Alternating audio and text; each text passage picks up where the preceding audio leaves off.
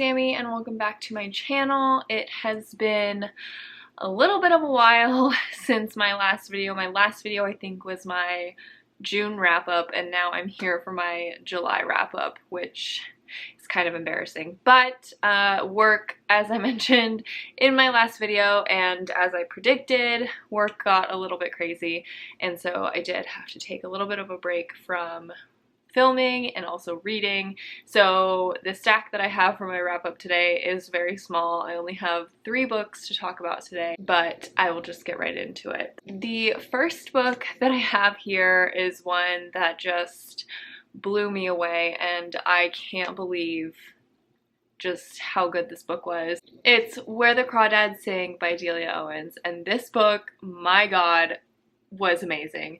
I read this with my older sister Danny. We buddy read it, and we were kind of like going back and forth of like who was beating who as far as page count, and like trying to catch up to each other and texting each other like, are you here yet? What part are you at? And like I ended up finishing before her, and I sent her a picture of my legs because I was just covered in goosebumps. My eyes were filled with tears. I was just, it was just, I don't even have words right now. The ending of this book will have you shook to the core. It's about this girl named Kaya who is kind of very different from the other people in her town. This is set, I think, in the 60s, I want to say. Yeah, it's like set in the 50s and the 60s, and it's about this girl named Kaya who was kind of abandoned by her whole family and ended up raising herself in the marsh and is known as the marsh girl in the town. And because of that, she's kind of ostracized by the town. She's just kind of known as the odd one. And I think like it's 10 years later or something, when she's kind of more grown up, this man's body is found and she is kind of put into question. Oh my god, it was so good. Ugh, if you haven't read this yet, totally go read it. I gave this 5 out of 5 stars. Without a doubt, no questions asked. If a book has you covered in goosebumps with your eyes filled with tears, like, can you give it anything else but a 5 out of 5? I don't think so, you know? This book also put me into a massive book hangover / reading slump. I read this right before the deadline at work that I had this past month. So the deadline comboed with Where the Crawdads Sing, I was just set up for a massive reading slump. So beware of a book hangover with this one. I couldn't stop thinking about it. I still think about this book. I still think about the characters. They're almost like real life to me, and that's just how great it was. Anyway, I have been talking about this book for way too long, but it is just so good. You should read it. Anyway, go read it. So it took me a little bit of a while to finally pick up something or figure out what the heck I wanted to read, and I finally picked up a book, and it was Then She Was Gone by Lisa Jewell.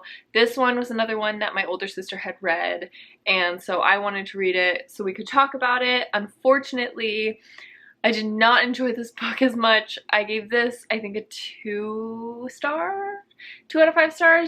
I don't know, I just wasn't feeling this. This was about this woman whose daughter went missing when she was in high school, and you know, she kind of never got over it, which granted, and then years later, many years later, she meets this man named Floyd and starts dating him, and his daughter looks eerily like her daughter that went missing, and it's just kind of her uncovering these odd secrets and things and learning things about maybe there's more to her daughter's disappearance than what the cops believe, and maybe she wasn't just a runaway like they keep telling her. And the plot was really interesting. I heard a lot of great things. I loved Lisa Jewell's other book that I read, Watching You, so I was really kind of going into this with high hopes, and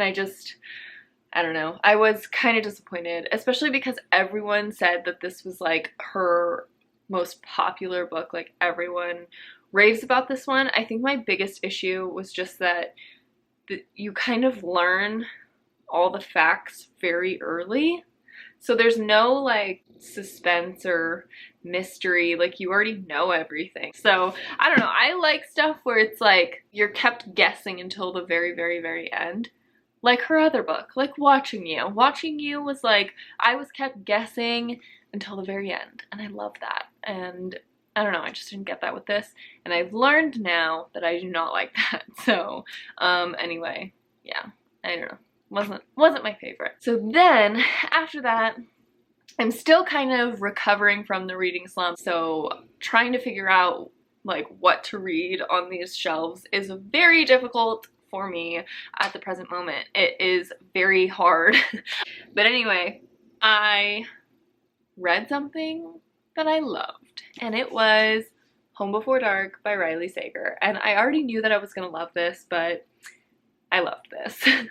This book is about a girl named Maggie who grew up, her dad wrote this book about a house that they bought when she was 5 called Bainbury Hall, and they only stayed there for 20 days until the hauntings that happened there pretty much drove them out of the house, and he ended up writing a book about it, and it became a like worldwide bestseller, and they pretty much became famous for it. And she grew up kind of in the shadow of Bainbury Hall, and she personally believes it's all kind of BS and just thinks that it was all lies and her parents are liars, and her dad ends up dying, and she goes back to the house to kind of figure out what the truth is and what really happened there as she's preparing to get the house ready to sell. And